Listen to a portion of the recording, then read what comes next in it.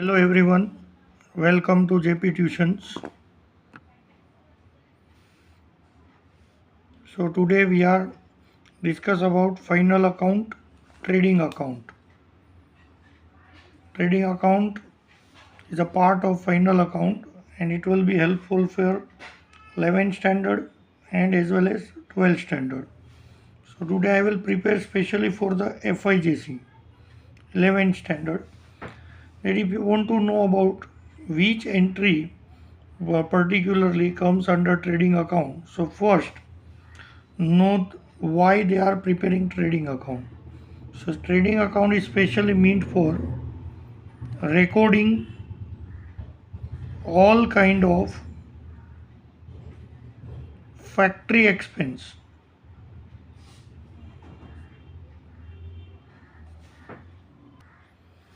So under the factory expense, first thing that which persons are under work under factory, that is called labor. All labor under the control of supervisor. Supervisor known as a work manager. So now if we are set up one small factory known as a paper manufacturing, so we required one machinery which used for the production of the paper, right? So for the preparation of paper we required raw material. Now when we are give the order of raw material to the raw material vendor which is 50 kilometer away from our factory, so first I will give the order to them to sell us raw material for preparation of paper. So they are made a transport. So whatever the expenditure incurred for the raw material or a particular any goods which for trading purpose. So what is the called trading purpose? Buying and selling of goods and services. But here we are talking about goods. So if any particular kind of the goods or raw material which we are give the special order and bring us to our factory, so whatever the expenditure like the transportation, sometime we required a person who carry a goods here, like अभी एक truck है, truck में goods load किया and then same truck will be unloaded here. So we required a person, sometimes we called hamal, coolie, etc. That all called as a carriage inward. So carriage inward is a expenditure on a goods for transportation of goods from vendor to our factory, same known as a freight or only known as a carriage. So these all the expenditure is coming under the trading account. Trading account is the first account which we are prepared for preparation of the final account and financial statement. Especially there is the record of finished goods. So finished goods, opening stock as well as closing stock. Opening stock अभी last year हम लोग ने production किया होगा 1000 का, in out of that 900 we sold out, तो unsold goods that is 100, तो ये लास्ट ईयर का बचा है, that is our opening stock. Similarly ये साल जो बचेगा वो क्लोजिंग स्टॉक. अभी मैं बता रहा हूँ क्या क्या आएगा. अभी जब हम लोग प्रिपेयर करेंगे ट्रेडिंग अकाउंट, तो trading account has a two sides, debit and credit. So debit side क्या आएगा वो भी देखेंगे, क्रेडिट साइड क्या आएगा वो भी देखेंगे. और मेन वर्ड क्या याद रखना है in trading account, whatever the expenditure and our finish goods that will be coming under final account which is done in factory, all kind of the factory expense. So Now see, this is our trading account. Debit side, credit side, particulars, inner column amount, outer column amount, particulars, inner column amount, outer column amount.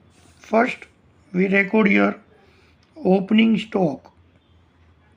This is the stock of finished goods. जो मैंने पहले example में बताया, last year cell नहीं हुआ है, इस साल करेंगे.